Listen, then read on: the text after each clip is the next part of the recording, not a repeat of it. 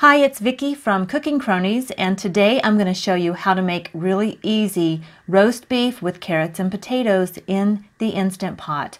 And you won't need a whole lot of ingredients to get started. Stay tuned.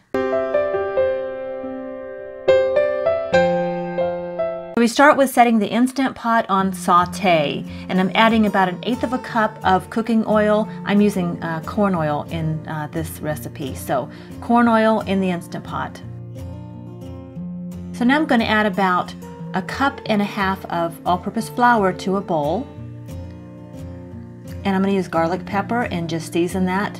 I'm not measuring, but probably about a couple tablespoons or more.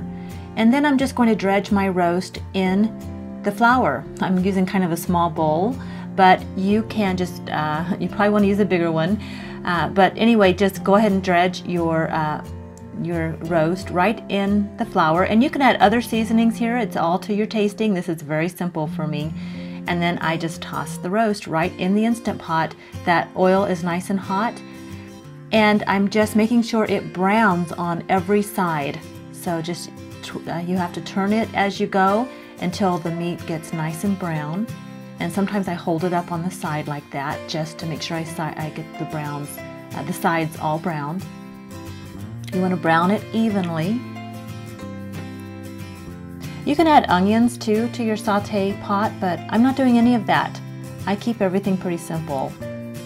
And then I just add my chopped up carrots and potatoes. And you don't want to overfill your Instant Pot, but I think I'm using about 4 chopped up potatoes and probably about 5 carrots there. Next, I'm just going to add 1/2 cup of water.